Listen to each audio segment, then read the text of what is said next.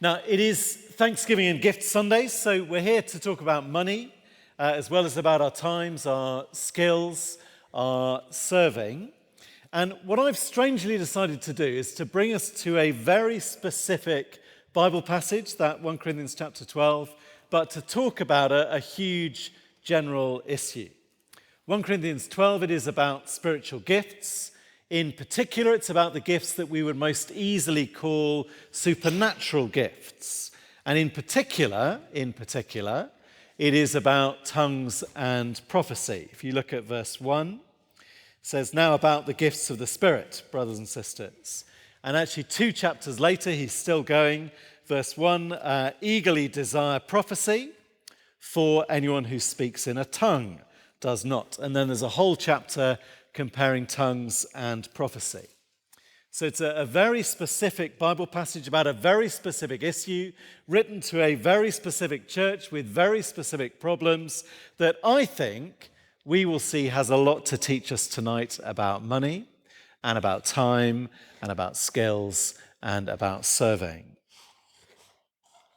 In Corinth, you may know, they thought that they were the best church in the world. They were large, they were successful, they were in the center of a major city, sounding a bit familiar. But what really made them feel good was their reputation as the spiritually powerful church, the place where the really gifted, really spiritual people were. And to them, it mattered hugely which spiritual gift you had. And what gift you had, well, that determined your value. The people with the best gift, they were the best Christians. And what Paul does in our chapter, he gives them a huge principle that turns their thinking upside down. And the principle that he uses to help them, that will help us think about our money, our time, our skills, and our serving. And I wonder, can it matter too much here at All Souls how much money we have? Or what we are good at, or what job we have, or what type of serving we do. Perhaps those things, they determine our value. Is it that the people with the best jobs are the best Christians? Perhaps those are the people we really need, particularly when we've got money to raise for a church building project. Okay, so I've got 2 main points for us tonight. First one, verses 1 to 11. Gifts, they are to all, for others. Gifts are to all, for others. Please look down at verse 7 of chapter 12. That's the summary verse for chapter 12. Now, to each one, the manifestation of the Spirit is given for the common good. Okay, it's just 15 words, but it turns the world on its head for the Corinthians. Now, to each one, the manifestation of the Spirit is given for the common good. So how many Christians have spiritual gifts? Answer, all of them. Verse 7, to each one, the manifestation of the Spirit is given. And Paul makes the same point in verses 4 to 6. The gifts vary, the service can be different, but they all come from the same Spirit, the same Lord, the same God. And look at verse 6. There are different kinds of working, but in all of them and in everyone, it is the same God at work. Verse 7, each one of us has been given a manifestation of the Spirit. And verses 8 to 10 is a list that illustrates the variety. So we have wisdom, we've got message of knowledge, we've got faith, we've got healing, miraculous powers, prophecy, distinguishing, and tongues. But then verse 11, all these are the work of one and the same Spirit, and he distributes them to each one, just as he determines. One Spirit, many gifts to all. And that fits verse 3, doesn't it? Anyone who is committed to Jesus as Lord has the Spirit. And it fits verse 12 to 14. Anyone who is part of Christ has been baptized by the Spirit, and we were all given the one Spirit to drink. Now, there are some huge issues there about how you receive the Holy Spirit and what it means to be baptized by the Spirit. I would be really happy to pick those up with anybody afterwards. And actually, someday soon, we'll pick up our series in 1 Corinthians again, and we'll work our way through the whole letter before we come and do chapters 12 to 14 as a whole. But just for tonight, can you see the impact for super spiritual Corinth? One Spirit, many gifts, to all. And verse 11, he distributes them to each one, just as he determines. So on spiritual gifts, the gift we have, it may or may not be the gift we would have chosen or asked for. It might be very different from the gift of the person next to you, but it is from God just the same. Those are not the best Christians with the best gift. We are all Christians of the same value because we have all been given gifts by the same Spirit. And the word gift, that is really quite important. I think sometimes we use that word like it was a brand name. Just like at work, you open the stationery drawer and you have the biros of the stationery drawer. So we think we, as Christians, we have the gifts of the Spirit. It's just a brand name, the gifts. But these are gifts. Sorry to labor this, sorry to say something obvious. These are gifts, which means that they were given to us. It's really quite important. We are simply empty hands which have been filled by a generous God. Which means that the Corinthians, they're totally wrong to look around the room and look at the differences and say, well done me.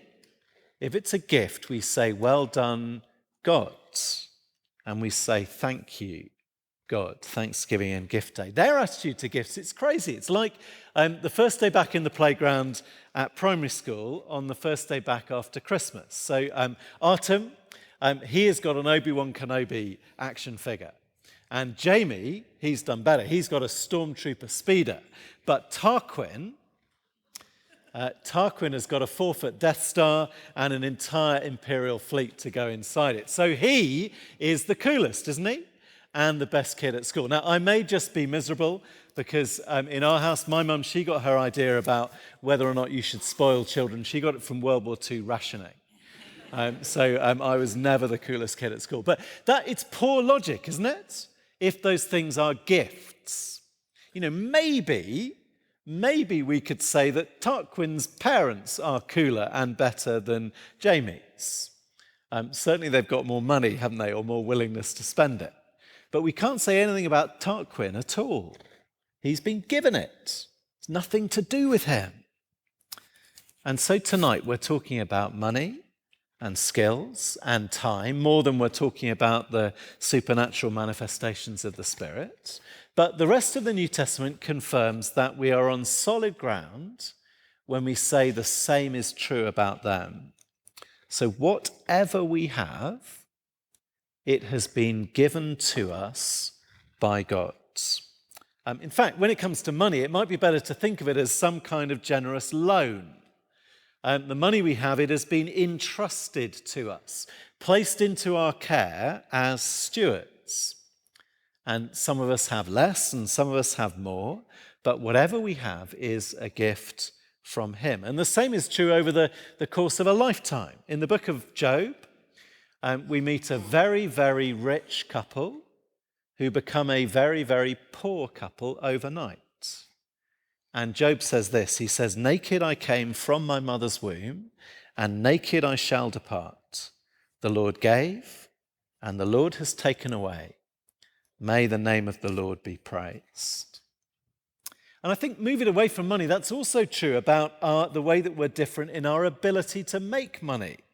There's actually a different list of gifts in the book of Romans. We looked at it a few weeks ago in Springboard, if you were there. And one of them is the gift of giving. And the person with that spiritual gift is told to give generously.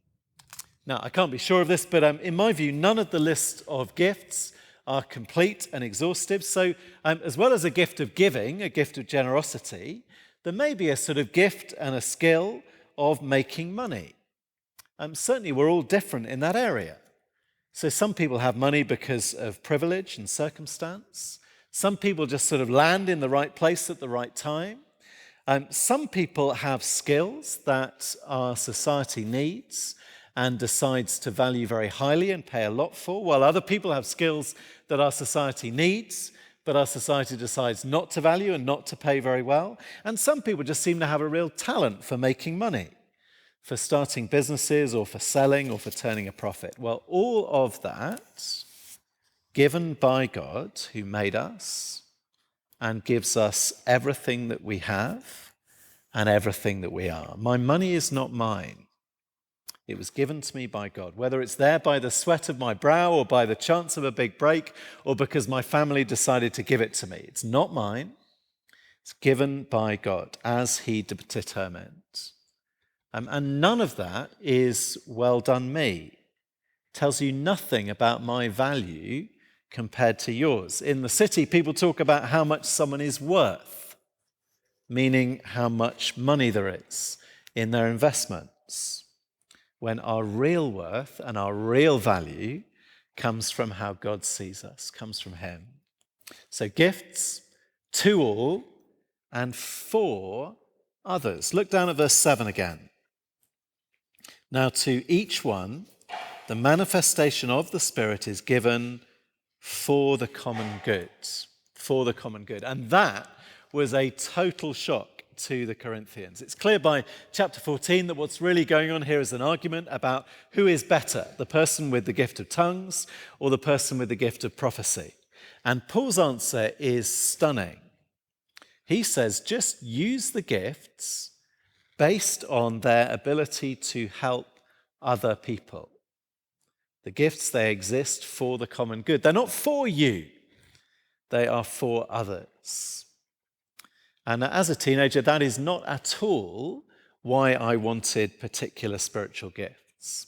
So the godly version of my prayers, that was, please can I have the gifts that would be good for me spiritually. So the gifts I thought would make me closer to God or would give me excitement and joy in God and help me trust him. Those are good things to want, aren't they? Though in reality, I think my desires were not quite that straightforward. I think I wanted the gifts that would make me better than other people, just like the Corinthians. But I didn't understand at all that the gifts are not for me. They are for other people. That's the radical truth at the heart of all of chapters 8 to 14. We go to church. We exist as Christians. We go to church for the benefit of other people, not ourselves. And I regularly meet Christians who've made themselves miserable and made other people miserable because they don't understand that. See, if my gift is for me, to do me good, then I have to use it. I have to use it. And my sense of value of whether I'm a good Christian, whether I'm important or not to God, whether God likes me or not, it will all be tied into how often I use my gifts and how much people thank me or notice. And I think you can see the difference this would make in our Christian lives in every single area. And tonight we're just thinking about money. So my money is not mine. It has been given to me for other people. And actually, we can see with money, it makes you miserable, doesn't it? If you think your money's for you, you think your value comes in how much money you've got. You're reduced to just sitting in your cave, counting your gold on your own. Now, these truths, they don't answer all of the practical questions. It doesn't answer the question about how much to give away on any given occasion or how much to give to church or how much to give to tonight's building appeal. And that's why we have Christian judgment, Christian wisdom, and Christian friends. And we're not supposed to be English and never talk to anyone about money. We're supposed to help each other in this area as in every other. But here is something very practical you could do tonight when you get home. Go home and get your money where you can see it. So the student loan email, the bank balance app on your phone, the pay slip at your work's online accounting portal, the latest statement from your pension fund or your mortgage company or investment account, get them somewhere where you can see them. And in the old days, it was straightforward because they were all on bits of paper and you could take a big fat marker pen and you could write property of God over it. And you could write for other people all over it. I think your bank might think it was odd if we all went home and changed our password to, given to all for the sake of others or something, and would reduce the security, wouldn't it? But go home, look your bank balance in the eye, and tell it that it belongs to God. None of it is mine. It makes no difference how it got there. The skills, the effort, the sacrifice, it's God's gift given to you for the sake of others. And when it comes to tongues or prophecy, which is the thing they were totally torn apart about, Paul sets up a priority in chapter 14. He says, use the gift that edifies the church, that builds up brothers and sisters in their faith. He even sets a ratio, quite helpful. Again, I'm talking numbers, accountants will like this. A ratio, it's 5 words that don't instruct others to 10,000 words that do. In other words, it's not about what I want to do. It's not about what makes me feel good or makes me feel special. It's about what will help other people, the people who God gave me gifts for. Now, if all of that just sounds a bit communist and a bit too interconnected for you, I'm sorry it gets worse. Because he drives all this home with an extended illustration about how a Christian church is a body. So point 1, gifts to all for others. Point 2, so the body needs all of its parts. And that's the rest of the chapter. See, they thought that some people at church were the powerful, the spiritual people, and that other people weren't. And it's a very short step from there to thinking that there are some people we need, and the other people are just taking up space.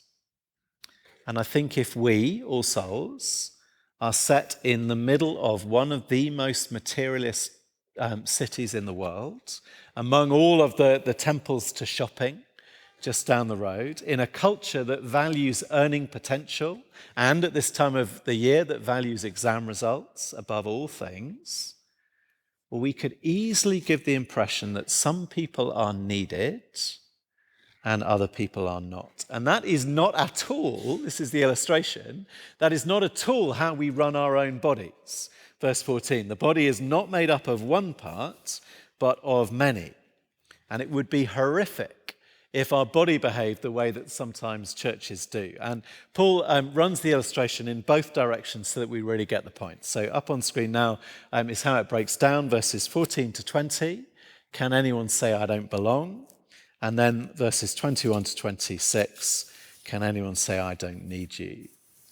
So he starts, it's like the 2 different groups in the church. He starts with the people who feel that nobody needs them.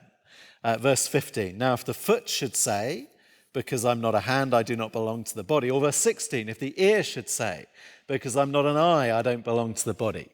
That would be nonsense. Verse 15, verse 16, it would not for that reason stop being part of the body.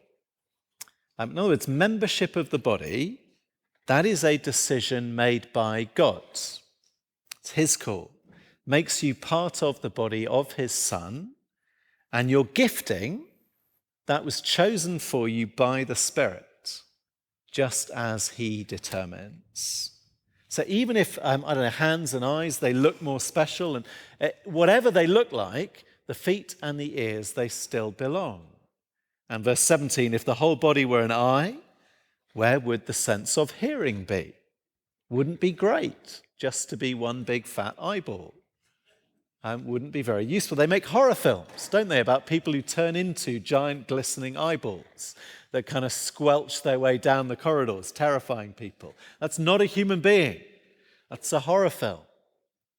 So why do we try and turn our churches into single function, single value corporations? Why don't we trust God to have got it right? Verse 18, with all the parts placed just as he wanted them to be. Can you feel Paul's pastoral heart? You see how terrible it would have been to be at Corinth and feel like you were one of the less powerful, less spiritual people as they jumped up and down about how powerful they were and how good the miracles were. Can you imagine someone there saying, I wish I spoke in tongues? Or someone saying, because I don't speak in tongues, I do not belong to the body. Terrible to be in Corinth and feel anything less than spiritually powerful and spiritually excellent. And I think we, All Souls, we may have that problem. And perhaps we do it with a different slice of gifting, and perhaps we even do it with money, or with career, or with skills. And if we have created a body where some members feel that they don't belong, well, then we're doing it wrong. And he turns it around the other way as well. Verse 21, the eye cannot say to the hand, I don't need you. Or the head cannot say to the feet, I don't need you. Again, you can feel it would make sense at one level. Feet smell, don't they? No one likes to look at them. My feet have been submerged in salt water for a week, so you really don't want to be near them. And heads, they just look so useful, don't they? You're looking at me with your heads. They look so important. Verse 22. On the contrary, verse 22 over the page, on the contrary, those parts of the body that seem to be weaker, they are indispensable. So the Christians at Corinth, who look around the room and feel very important and very significant, think, really, I'm not sure I need all these other people. Paul, I think, would say something like, well, try walking home tonight without your feet, if you think that's how it works. Verse 24, God put the body together, and God gives greater honor to the parts that lacked it. So, verse 25, so there should be no division in the body, but its parts should have equal concern for each other. Bodies, they don't compete internally, not if they're working well. Verse 26, if one part suffers, every part suffers with it. If your friend is inclined not to believe this, well, stamp on their toe and see if their head likes it. That's the point. We're a united body. If one part is honored, every part rejoices with it. So we come to church for the sake of other people. Think of yourself as a needed part of the whole, different from the others, but deliberately different, deliberately placed by God and essential and valuable. I'm actually going to preach this sermon at a service that none of you really, I hope, will be at, because we're going to celebrate all the online services we've had that we've been putting out during COVID. We're going to do that because we're going to draw a line under them. We're going to say that was a wonderful gift of God that has helped sustain Christians when it was impossible to go to church. We're going to do one final one of those and encourage people. It's now time to find a church local to them where they can go and go every week, whether it's convenient or not, whether you feel like it or not. You can see how this chapter would help. We go for the sake of other people. Rob said, didn't he? Just that sense of, isn't it amazing? Praise God that we're allowed to be here together. Praise God we're allowed to be here. And we'll do something so that those from All Souls who physically cannot get in because of ill health or whatever other reason, they'll be able to watch and see what we're doing. But we're going to stop sort of providing an alternative church all over the world. That's because we need each other. The eye and the foot need each other every week. So when we come to church, when you walk into church, come here thinking, that is my body in there. Here's a kind of, when they see the scaffolding, here's something to think about. I'm a foot or an ear to them with my place and my necessity. I'm not competing. I'm not wishing I was more like someone else. I'm not coming to use my gift because it will help me. I'm coming to use my gift to help other people. Be good to pray, wouldn't it? When you see the scaffolding, pray, please, Lord, bring me to somebody I can serve and help tonight at 5:30. And as we come, we want the service, we want the building, we want everything about All Souls to be good for other people, not good for me. Not about my favourite music, but about the music that will most help other people. Not about my favourite type of sermon or length of sermon, but about the sermon that will most help other people. Which brings us finally to this appeal for money for a building. If my money is really God's, not mine, and it's been given to me for the sake of other people, well, then that's how I should think about it. If I've got almost none, or if I've got so much student loan that I've actually got less money than none, that does not make me less important, does not make me less part of the body than someone who can write big checks for this building.